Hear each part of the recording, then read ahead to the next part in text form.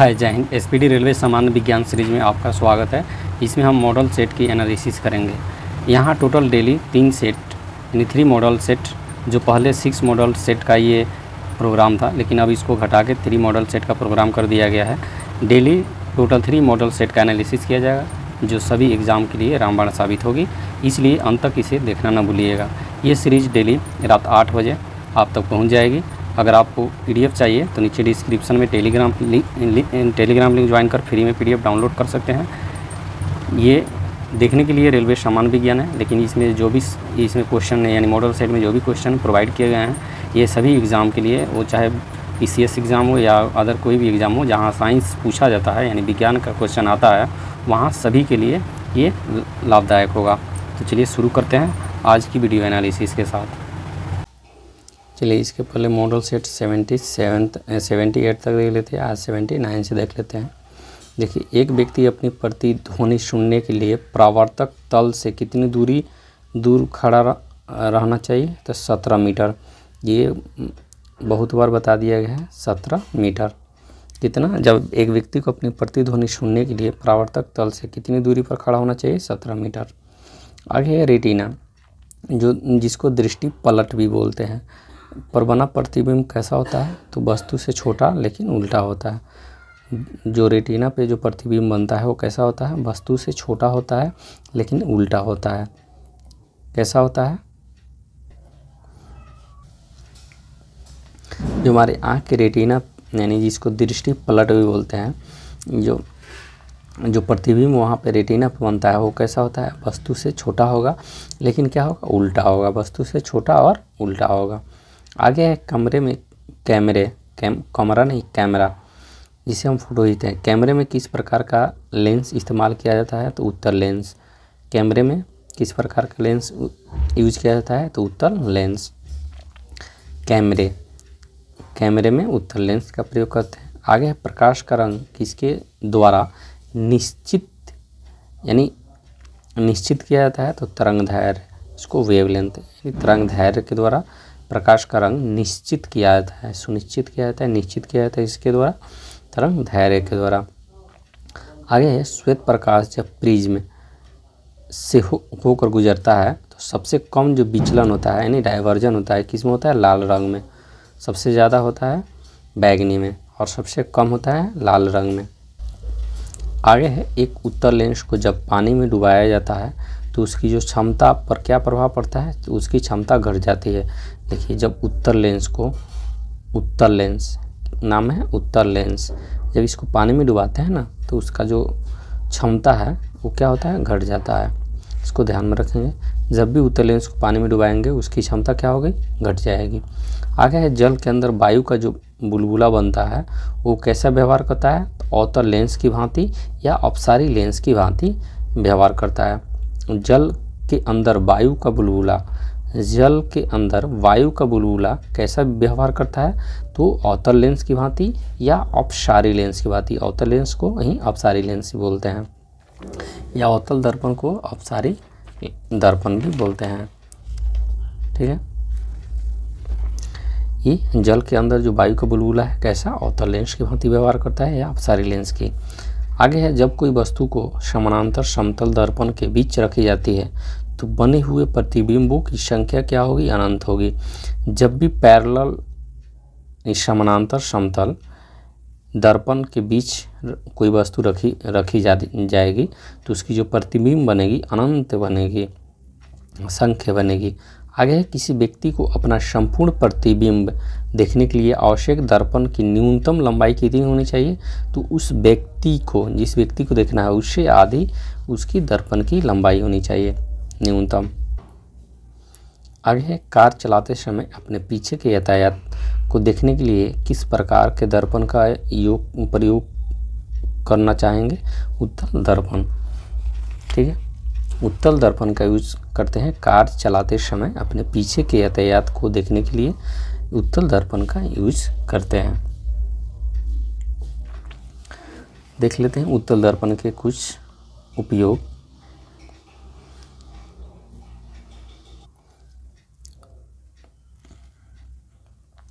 ये तो हो गया उत्तल दर्पण कार के जो कार चलाते समय जो बगल में जो लगाया जाता है वो अवतल दर्पण का होता है, लेकिन वहीं अवतल ये उत्तल दर्पण का होगा, लेकिन जो वहीं अवतल दर्पण होगा अवतल, ठीक है, कॉनकेव मिरर, ठीक है। हम बात कर रहे हैं अवतल दर्पण का, ये उत्तल दर्पण हो गया। अवतल दर्पण का देखेंगे यूज बड़ी फोकस दूरी वाला जो अवतल दर्पण दाढ़ी बनाने में काम आता है। ये दाढ़ी बनाते हैं, दाढ़ी मिरर हो गया, ठीक है। आँख, कान तथा नाक के डॉक्टर के द्वारा प्रयोग में लाया जाने वाला दर्पण, आँख, कान, नाक, ठीक है।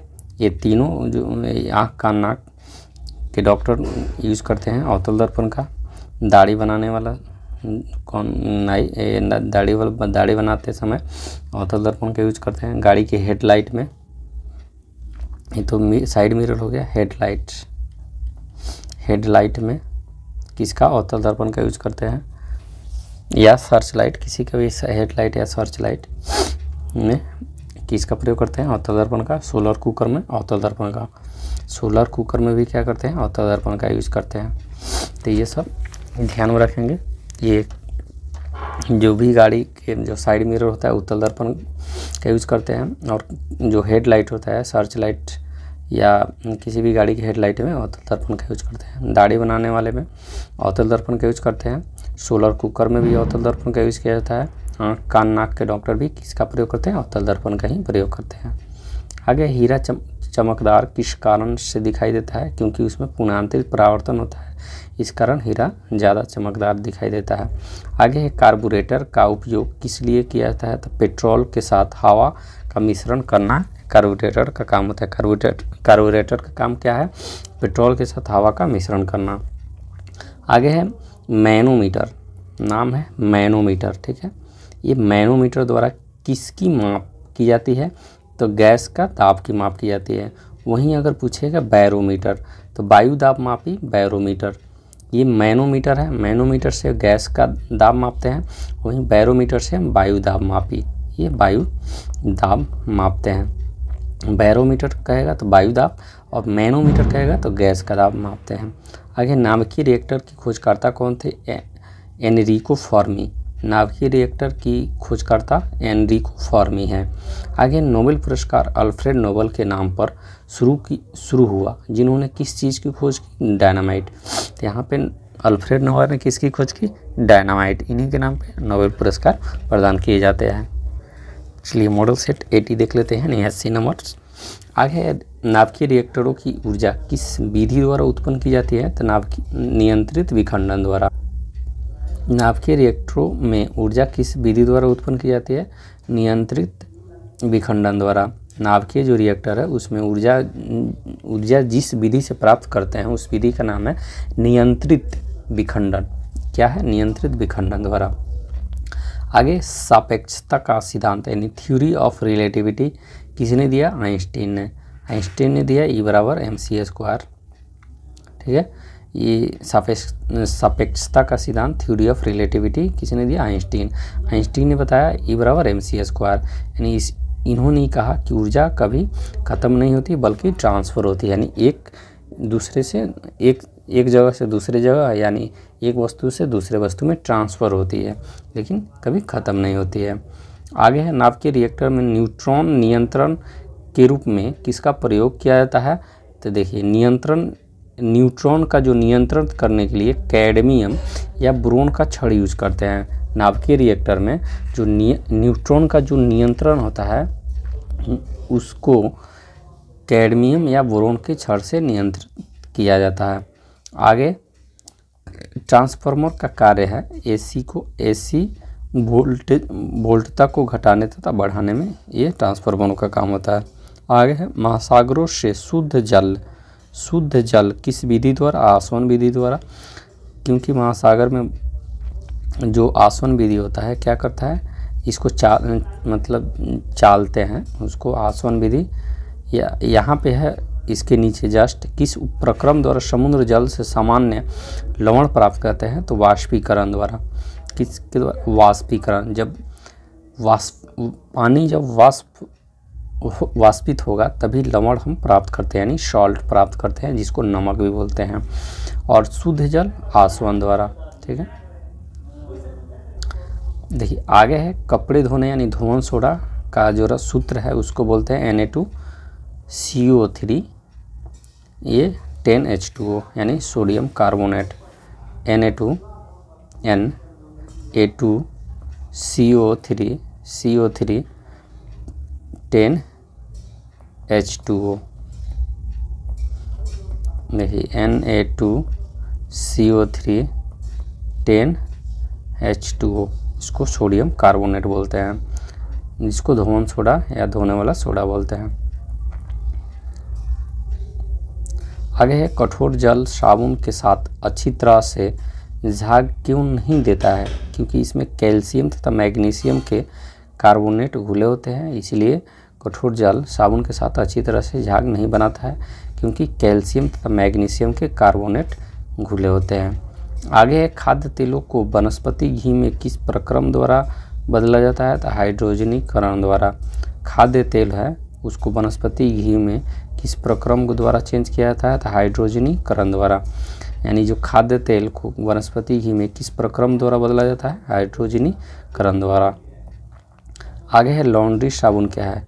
देखिए लॉन्ड्री में जो साबुन यूज़ करते हैं प्राकृतिक स्रोत से उच्चतर वर्षा अम्लों के सोडियम लवणों का जो मिश्रण है। लॉन्ड्री साबुन क्या है, प्राकृतिक स्रोत के उच्चतर वर्षा अम्लों के सोडियम लवणों का मिश्रण है।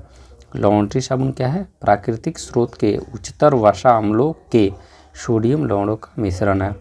आगे संश्लेषित अपमार्जक यानी डिटर्जेंट्स क्या है, तो एरोमेटिक तथा एलिफेटिक सल्फोनिक अम्ल के सोडियम लवण का मिश्रण है। किसका संश्लेषित अपमार्जक यानी डिटर्जेंट क्या है, एरोमेटिक तथा एलिफेटिक सल्फोनिक अम्लों का सोडियम लवण का मिश्रण है। वहीं लॉन्ड्री साबुन क्या है, प्राकृतिक स्रोत के उच्चतर वर्षा अम्लों के सोडियम लवणों का मिश्रण है। और ये संश्लेषित अपमार्जक जिसको डिटर्जेंट बोलते हैं, ये एरोमेटिक तथा एलिफेटिक सल्फोनिक अम्ल का सोडियम के मिश्रण है। आगे है रासायनिक तौर पर हीरा क्या है, रासायनिक तौर पर हीरा शुद्ध कार्बन है। क्या है, प्योर कार्बन। रासायनिक तौर पर हीरा शुद्ध कार्बन है। आगे है जल आपूर्ति के लिए प्रयोग की जाने वाली जल का शोधन यानी प्यूरिफिकेशन किस प्रक्रिया द्वारा करते हैं, तो क्लोरीकरण द्वारा। आगे प्राकृतिक रबड़ को अधिक मजबूत तथा प्रत्यास्थ जिसको इलास्टिक बोलते हैं बनाने के लिए उसमें क्या मिलाया जाता है, तो सल्फर की मात्रा मिलाई जाती है। आगे आभूषणों को बनाते समय सोने में मिलाई जाने वाली धातु कौन सी है, तांबा। ये सब जितने भी है ये VVI है। प्राकृतिक रबड़ को अत्यधिक मजबूत तथा प्रत्यास्थ इलास्टिक बनाने के लिए उसमें सल्फर की मात्रा मिलाई जाती है। आभूषण बनाते समय सोने में मिलाई जाने वाली धातु तांबा है। और जल आपूर्ति के लिए प्रयोग की जाने वाली जल का शोधन या प्यूरिफिकेशन किस प्रक्रिया द्वारा होता है, क्लोरीकरण द्वारा होता है। रासायनिक तौर पर हीरा क्या है, शुद्ध कार्बन है। संश्लेषित अपमार्जक जिसको डिटर्जेंट बोलते हैं उसमें एरोमेटिक एलिफेटिक सल्फोनिक अम्ल का सोडियम का मिश्रण है। वहीं लॉन्ड्री साबुन क्या है, प्राकृतिक स्रोत के उच्चतर वर्षा अम्लों के सोडियम लवणों का मिश्रण है। चलिए मॉडल सेट 81 देख लेते हैं। 81 नंबर, फोटोग्राफी प्लेटों को काले कागजों से ढककर क्यों रखा जाता है, क्योंकि इसमें जो प्लेट पर लगा जो सिल्वर ब्रोमाइड होता है प्रकाश के प्रति अति संवेदनशील होता है, इसलिए काला कागज उससे प्रकाश के संपर्क में नहीं आने देता है। इसलिए फोटोग्राफी प्लेटों को काले कागजों से ढककर हमेशा रखते हैं, क्योंकि सिल्वर ब्रोमाइड उससे रिएक्शन जल्दी कर लेता है। उसी से बचने के लिए फोटोग्राफी प्लेट को काले कागज से ढक कर रखते हैं। आगे गोबर गैस में मुख्य रूप से मीथेन गैस होता है। आगे पॉलीथीन का औद्योगिक उत्पादक किसके बहुलीकरण द्वारा होता है, इथिलीन। ये इम्पोर्टेंट है, इसको ध्यान में रखेंगे। पॉलीथीन का औद्योगिक उत्पादन किसके बहुलीकरण द्वारा, तो एथिलीन। और प्राकृतिक रबड़ किसका बहुलक होता है, तो आइसोप्रीन का। देखिए प्राकृतिक रबड़ जो है किसका बहुलक है, ये प्राकृतिक रबड़ है, ये आइसोप्रीन का बहुलक है। और पॉलीथीन का औद्योगिक उत्पादन किसके बहुलीकरण, इथिलीन। तो डायरेक्ट बोलेंगे polythene ethylene, polythene polythene ethylene. और प्राकृतिक रबर आइसोप्रीन, प्राकृतिक रबर आइसोप्रीन और पॉलीथीन इथिलीन। यानी पॉलीथीन का औद्योगिक उत्पादन बहुलीकरण द्वारा होता है इथिलीन द्वारा। पॉलीथीन का औद्योगिक उत्पादन किसके बहुलीकरण द्वारा होता है, तो इथिलीन का बहुलीकरण द्वारा पॉलीथीन बनता है। प्राकृतिक रबर आइसोप्रीन का बहुलक है। प्राकृतिक रबर किसका बहुलक है, आइसोप्रीन का। प्राकृतिक रबर आइसोप्रीन का बहुलक है।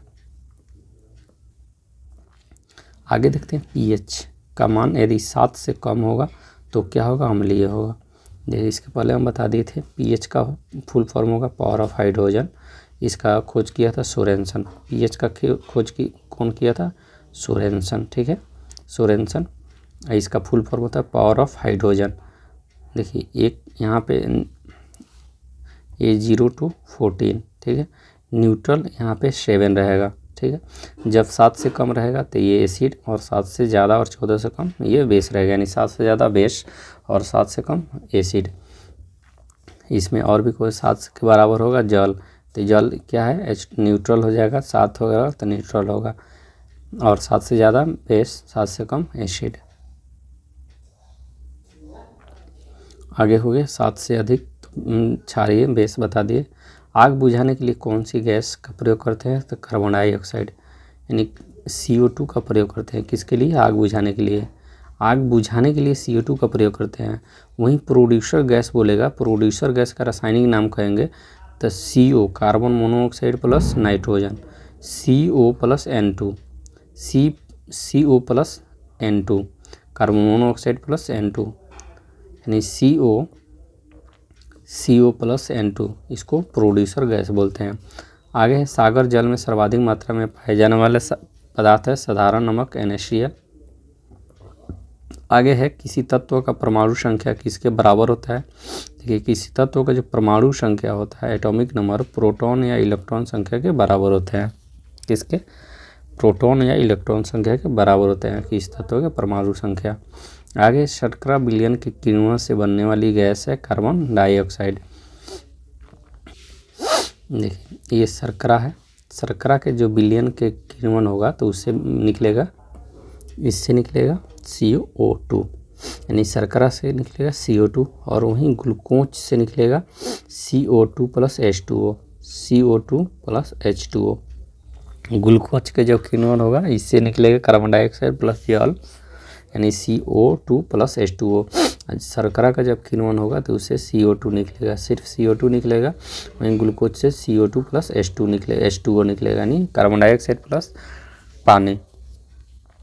ये दोनों चीज़ याद रखेंगे। आगे क्लोरोमाइसीटिन, क्लोरोमाइसीटिन क्या है, ये प्रतिजीवाणिक यानी एंटीबैक्टीरियल है। क्लोरोमाइसीटिन क्या है, प्रतिजीवाणिक, इसको एंटीबैक्टीरियल बोलते हैं। क्लोरोमाइसीटिन क्या है, प्रतिजीवाणिक एंटीबैक्टीरियल। आगे वनस्पति घी के औद्योगिक उत्पादन की प्रक्रिया किस विधि द्वारा होता है, अपचयन विधि द्वारा।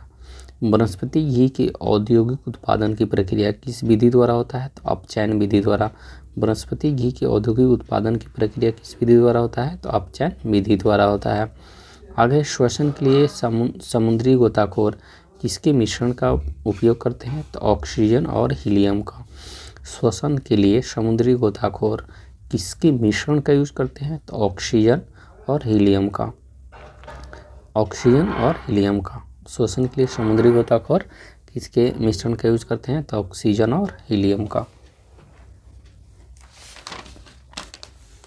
चलिए छोटा सा एक पॉइंट जान लेते हैं। उत्तल दर्पण जिसको कन्वेक्स मिरर बोलते हैं, जिस गोलीय दर्पण का परावर्तक सतह उभरा रहता है यानी ये, ठीक है, उभरा रहता है उसे उत्तल दर्पण कहते हैं। उत्तल दर्पण को अपसारी, इसको अपसारी भी बोलते हैं, ठीक है, अपसारी। इसको डाइवर्जिंग इंग्लिश में कहेंगे तो डाइवर्जिंग मिरर भी कहा जाता है, क्योंकि यह अनंत से आने वाली किरणों को क्या करता है, फैलाता है। अनंत से आने वाली किरणों को क्या करता है, फैलाता है। इसलिए इसको डाइवर्जिंग मिरर कहते हैं। इसको अपसारी, इसको उत्तल दर्पण कहते हैं।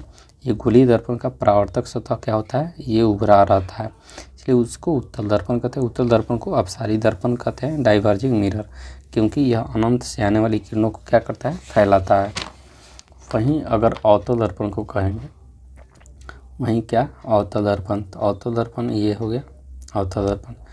जिस गोलीय दर्पण का जो परावर्तक तल, ये जो परावर्तक तल है ये क्या होता है, धंसा रहता है, जो परावर्तक करेगा वो क्या धंसा रहता है, उसे अवतल दर्पण कहते हैं। अवतल दर्पण को अभिसारी, उसको अपसारी बोलते हैं, इसको अभिसारी, ठीक है, इसको अभिसारी दर्पण भी बोलते हैं। इसको कन्वर्जिंग, इसको इंग्लिश में कन्वर्जिंग, वो था डाइवर्जिंग, ये कन्वर्जिंग, क्योंकि ये अनंत से आने वाली किरणों को क्या करता है, सिकोड़ता है। अनंत से आने वाली किरणों को क्या करता है, सिकोड़ता है, इसलिए इसको अभिसारी। वो उत्तल दर्पण क्या था, अपसारी, यानी डाइवर्ज कर रहा था, ठीक है। ये दोनों में अंतर याद रखेंगे। अवतल दर्पण को अभिसारी दर्पण भी कहते हैं और उत्तल दर्पण को अपसारी दर्पण कहते हैं। अपसारी दर्पण मतलब हुआ डाइवर्जिंग मिरर और अभिसारी मतलब कन्वर्जिंग मिरर। चलिए आज की वीडियो में इतना ही रहने देते हैं। अगर वीडियो आपको अच्छा लगे तो लाइक एंड सब्सक्राइब ज़रूर कीजिएगा। Thanks for watching. मिलते हैं नेक्स्ट वीडियो में। जय हिंद।